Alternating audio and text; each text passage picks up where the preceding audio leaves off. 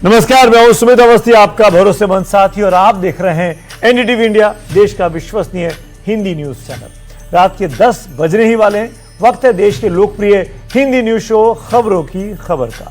नए एडिशन में आपको देश की बड़ी और वो खबरें देखने को मिलेंगी जो शायद कहीं और ना ही मिले। खबर तैयार करने में हम इस बात का ख्याल रखते हैं कि आपके हर सवाल का जवाब जरूर मिले और आपकी जिंदगी से उनका सीधा कनेक्ट भी हो।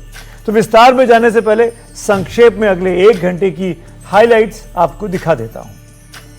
जो माँ बाप अपने बच्चों को स्टार बनाना चाहते हैं, उन्हें फिल्म और टीवी में एक्टिंग कराने के लिए कुछ भी करने को तैयार रहते हैं, उनके लिए और हमारे देश की सुरक्षा एजेंसियों के लिए मेरे पास एक विस्फोटक खबर है। मुंबई में एक आदमी ने OTT सीरीज में ऑडिशन के लिए बच्चों को बुलाया। 3 दिन तक वो ऑडिशन लेता रहा, फिर अचानक उसने 17 बच्चों को बंधक बना लिया। इसके बाद जो हुआ वो देखने के लिए अगर आप जानना चाहते हैं विस्तार से, तो मेरे साथ रात 11 बजे तक बने रहिएगा।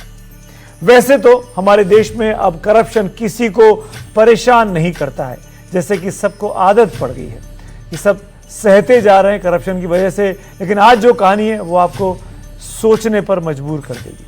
हम सिर्फ हल्ला मचाते रहते हैं, विरोध नहीं करते हैं। लेकिन आज करप्शन पर मैं आपको जो बात बताने वाला हूं उसे सुनकर आप बहुत रोएंगे। बेंगलुरु का एक पिता बहुत निर्दयी सीरियल रिश्वत रैकेट में फंस गया। उसकी बेटी की मौत हो गई। बेटी की लाश लिए वो खड़ा था, लेकिन लोग उससे रिश्वत मांग रहे थे, रिश्वत ले रहे थे। ये लोग कौन हैं जो मौत का भी सौदा करते हैं? ये कहानी क्या है, देखिए मेरे साथ। बिहार का चुनाव अब बहुत सांस्कृतिक हो गया है। उसमें नाचने, गाने, मुजरा करने जैसी बातों की एंट्री हो चुकी है। 243 सीट के दंगल में कल्चर के कलेश को समझिएगा। बस शर्त एक है कि बने रहिए मेरे साथ रात 11 बजे तक। आइए शुरुआत करते हैं इस खबर की। विस्तार से धीरे धीरे देखते हैं कि आज क्या क्या चीजें हुई हैं। अभी एक घटना पर एक ताजा अपडेट मिला है, पहले वो आपको बता देता हूं। इस पूरे केस में आम आदमी की चिंता को बढ़ा देगा।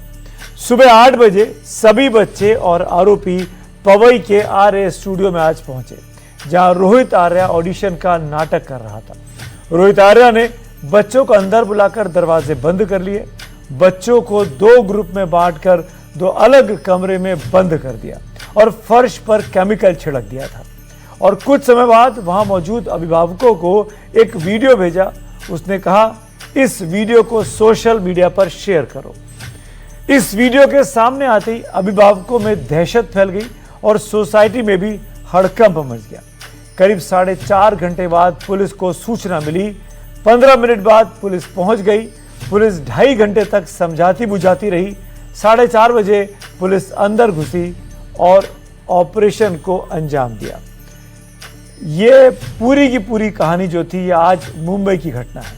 ऑडिशन के नाम पर जिस तरीके से बच्चों को बुलाकर सनसनी फैलाई गई, उसके विस्तार में जाएंगे तो आप परेशान हो जाएंगे। पूरे देश को अलर्ट करने वाली दुर्घटना है ये देश की राजनीति, सरकार के काम करने की शैली, सुरक्षा एजेंसी और माँ बाप को अलर्ट करने वाला खतरनाक वाला क्राइम है। आंख बंद कीजिए और सोचिए हम सब कितने असुरक्षित हैं। एक इश्तिहार आता है, अगर आप अपने बच्चे को OTT सीरीज में एक्टर बनाना चाहते हैं तो अमुक जगह पर पहुंचे। हम बच्चों को तैयार करते हैं और पहुंच जाते हैं, बिना पहचाने, बिना किसी जांच पड़ताल के अपने बच्चे को एक अनजान एटमॉस्फेयर में, एक अनजान निमंत्रण पर, एक अनजान व्यक्ति और अनजान टीम के हवाले कर देते हैं। निमंत्रण देने वाला उन्हें बंधक बना लेता है।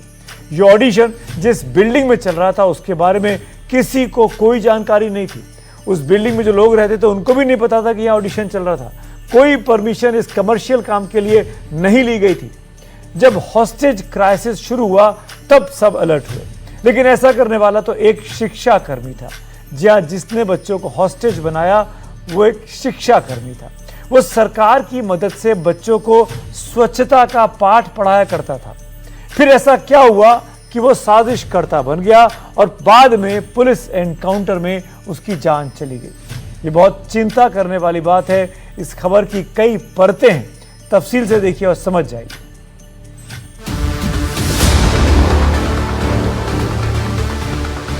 कुछ बच्चों को इधर हॉस्टेज रखा है। ना मैं टेररिस्ट हूँ, ना मेरी बहुत बड़ी पैसों की डिमांड है। मैं अकेला नहीं हूँ, मेरे साथ और भी लोग हैं। कई सारे लोगों को ये परेशानियां हैं। मुंबई पुलिस के ऑफिसर ने फोर्स एंट्री करते हुए, फोर्स का यूज़ करते हुए 17 बच्चे, एक सीनियर सिटीजन और एक सिविलियन, इन सबको रेस्क्यू किया गया है। दोपहर 1:45 के आसपास आज मुंबई दहल गई। खबर जैसे ही बाहर आई, पूरे देश में हड़कंप मच गया। एक आदमी ने OTT सीरीज में एक्टर चुनने के लिए बच्चों को बुलाया, माँ बाप को बाहर रोका, बच्चों को पवई के पास बने एक स्टूडियो में बंधक बना लिया और अपना वीडियो संदेश जारी कर दिया। मैं रोहित आर्या। सुसाइड करने की जगह मैंने एक प्लान बनाया और कुछ बच्चों को इधर हॉस्टेज रखा है। मेरे कुछ ज़्यादा डिमांड्स नहीं है, बहुत सिंपल डिमांड्स है, बहुत मॉरल डिमांड्स है, बहुत एथिकल डिमांड्स है।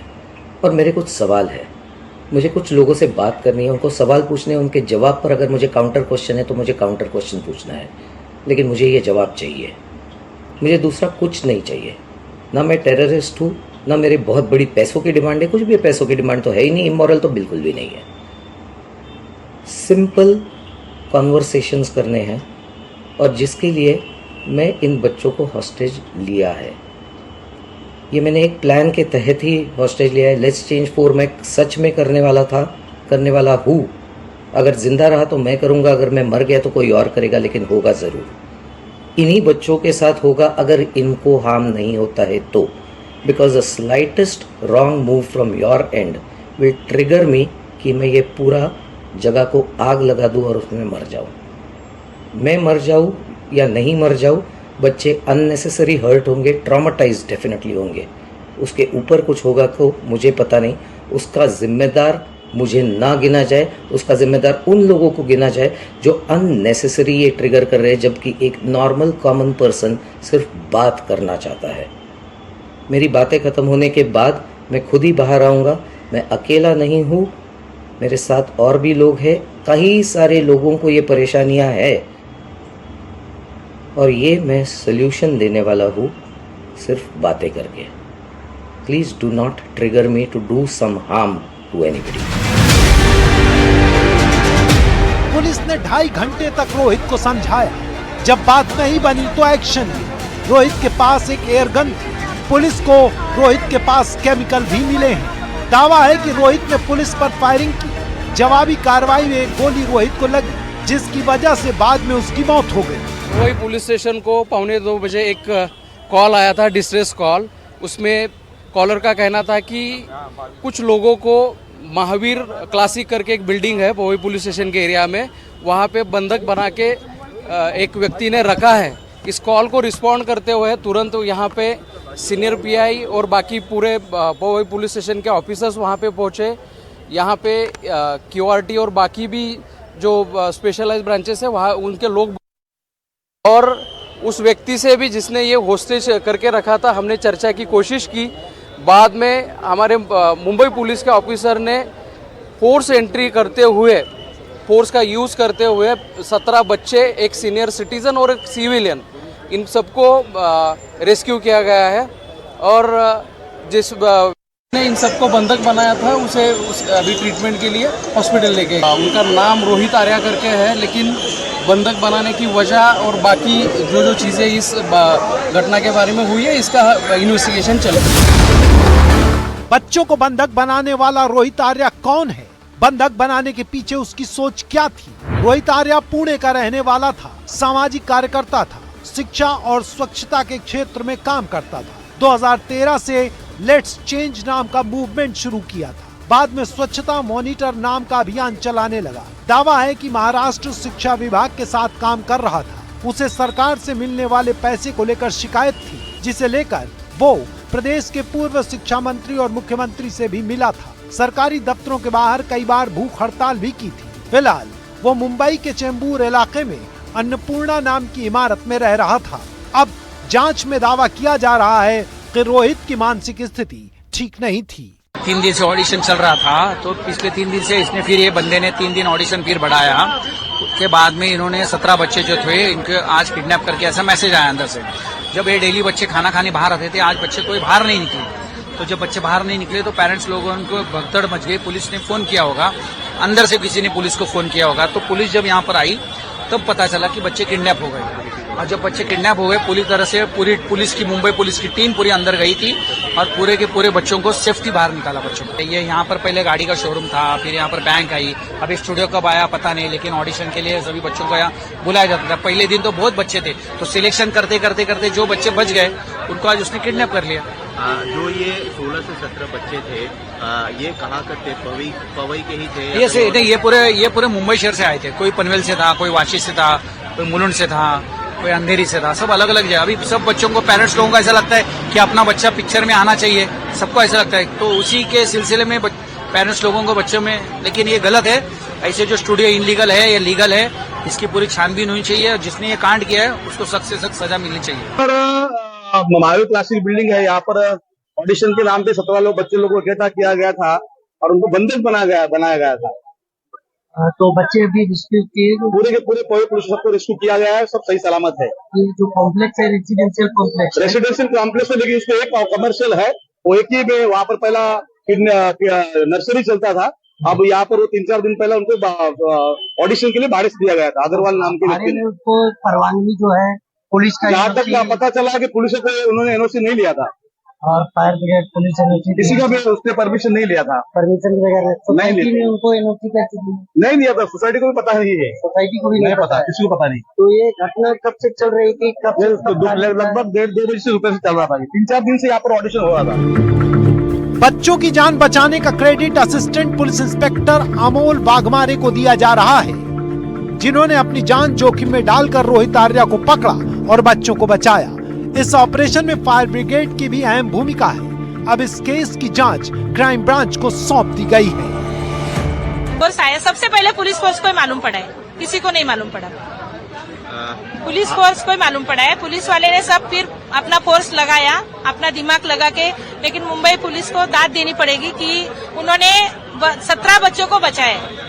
आए थे तब बच्चे अंदर ही थे। वो आदमी भी जो आर्या करके था वो भी अंदर ही था। क्रिमिनल जो भी था वो भी अंदर ही था। लेकिन जब पुलिस वाले ने हम लोग को अंदर नहीं जाने दिया, पुलिस वाले ने अपना काम किया और उनको बाहर लिया। पहले जो आर्या करके आदमी है ना, उनको बाहर लिया, उस निकाल के पुलिस स्टेशन लेके गए, हॉस्पिटल लेके गए, क्योंकि उसको कुछ लगा है।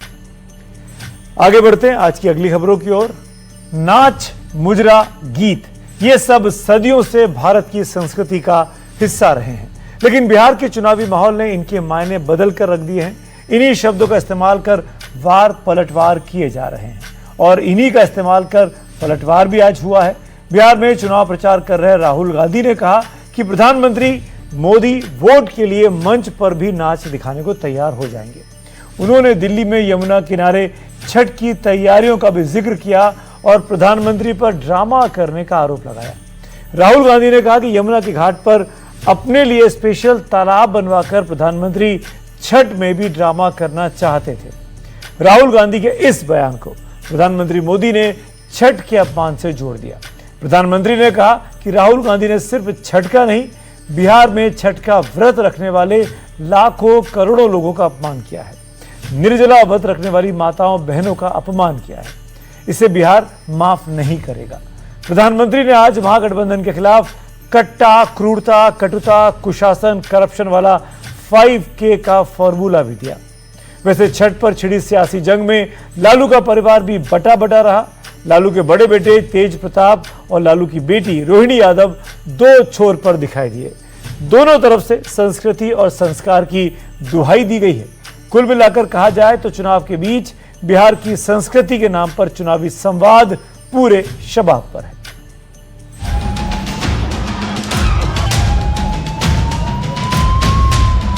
जो भी करवाना है करवा लो। मैं कह रहा हूं, आप उनको कहो कि देखो भैया, हम आपको वोट देंगे, आप स्टेज पे आके नाच लो, नाच ले।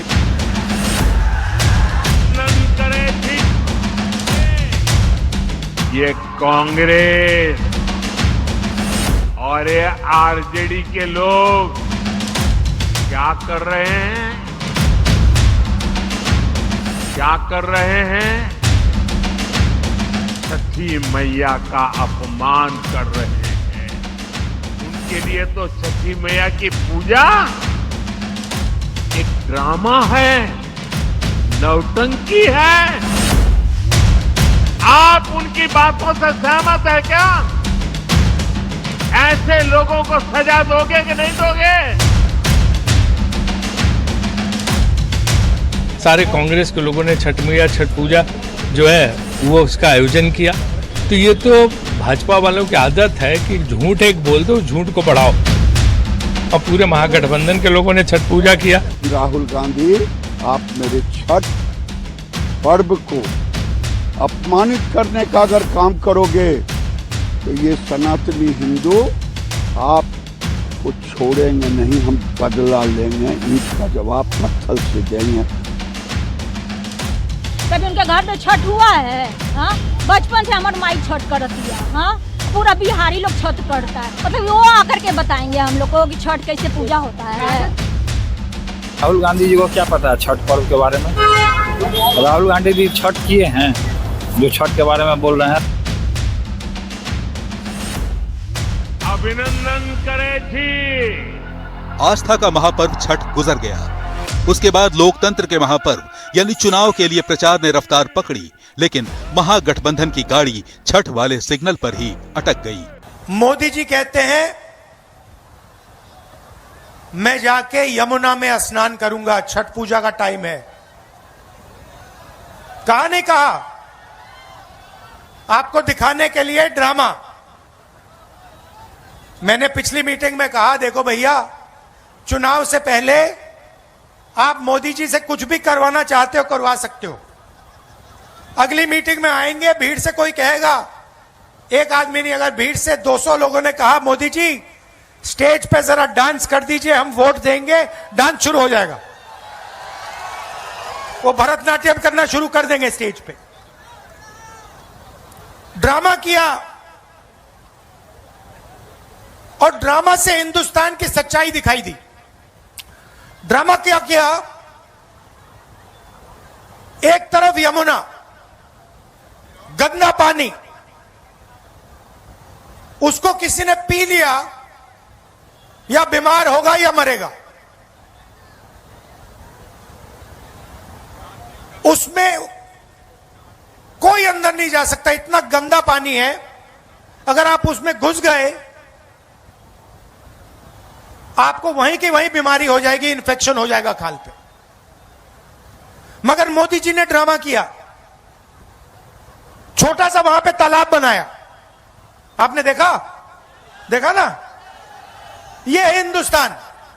चुनाव के लिए आपको कुछ भी दिखा देंगे। देखो भैया, 56 इंच की छाती है, यमुना में मैं जाके स्नान कर रहा हूं। राहुल गांधी ने तो अपनी तरफ से यॉर्कर फेंकी थी, लेकिन शायद उन्हें अंदाजा नहीं था कि बीजेपी फ्रंट फुट पर खेल जाएगी। राहुल ने जो हमला किया, प्रधानमंत्री ने उसे छठ के मान अपमान से जोड़ दिया। ये कांग्रेस और ये आरजेडी के लोग क्या कर रहे हैं? क्या कर रहे हैं? छठी मैया का अपमान कर रहे हैं। क्या कर रहे हैं? क्या कर रहे हैं? क्या कर रहे हैं? आप मुझे बताइए, क्या कोई कभी चुनाव में वोट पाने के लिए छठी मैया का अपमान कर सकता है क्या? क्या ऐसा अपमान बिहार सहन करेगा क्या? क्या ऐसा अपमान हिंदुस्तान सहन करेगा क्या? क्या मेरी माताएं जो निर्जला उपवास करती है, क्या वो सहन करेगी क्या? आरजेडी कांग्रेस के लिए कैसी बेशर्मी से बोल रहे हैं। उनके लिए तो छठी मैया की पूजा एक ड्रामा है, नौटंकी है। आप उनकी बातों से सहमत है क्या? ऐसे लोगों को सजा दोगे कि नहीं दोगे? राहुल के बयानों वाले पुलिंदे से छठ को छांटकर हमले की कमान प्रधानमंत्री ने संभाली। इसके बाद तो पूरे एनडीए ने मिलकर हमला बोल दिया।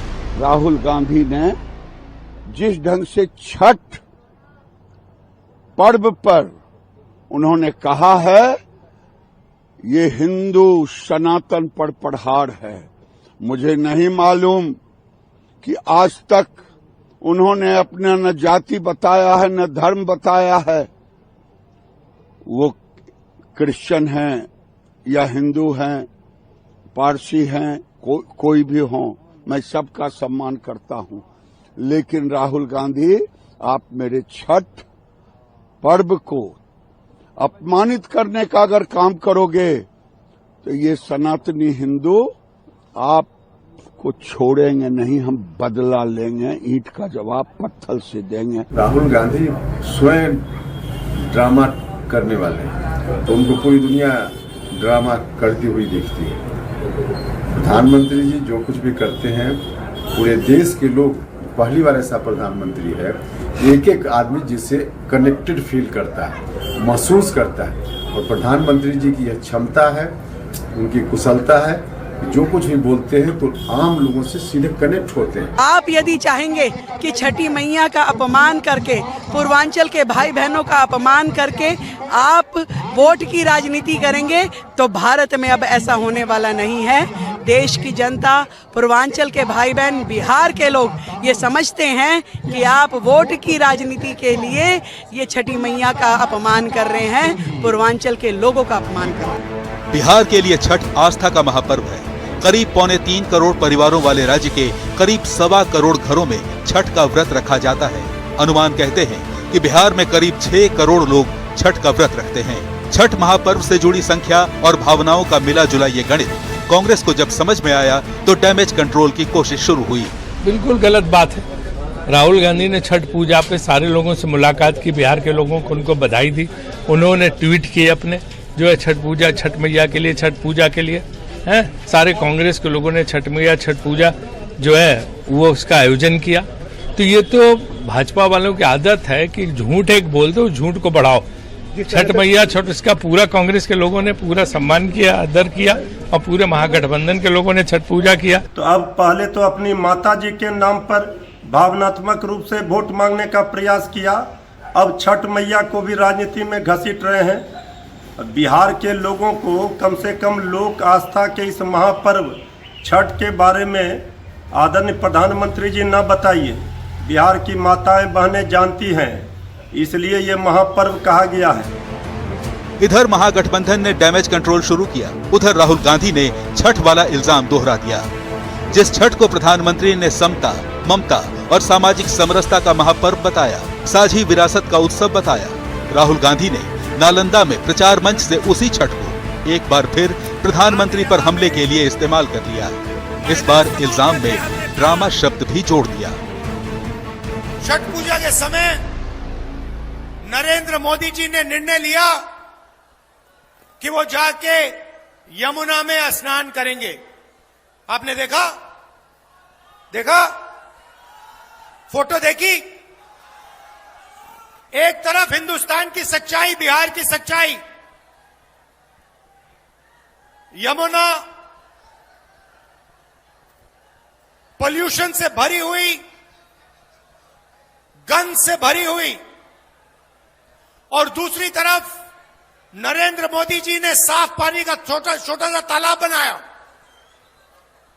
दूर से साफ पानी आया। दिल्ली के लोगों को नहीं मिलता पीने का साफ पानी, मगर नरेंद्र मोदी के नहाने के लिए दूर से इतना बड़ा पाइप लगवाया गया, उसमें पानी आया, छोटा सा तालाब बनाया गया, और उसमें हमारे प्रधानमंत्री को नहाना था। वार हुआ तो पलटवार भी हुआ। इस बार बीजेपी की तरफ से मोर्चा संभाला पुष्कर सिंह धामी ने। माताएं बहनें कठिन निर्जला व्रत रखती हैं, उसको ढोंग बताते हैं। ये इनकी जो तुच्छ मानसिकता है उसका प्रमाण है, और ये अपने संस्कार भूल गए हैं। इनको अब कभी इनकी दादी ने, कभी माता जी ने, कभी बहन जी ने कोई संस्कार नहीं सिखाया। हमारे यहाँ तो पहले से ही होता है।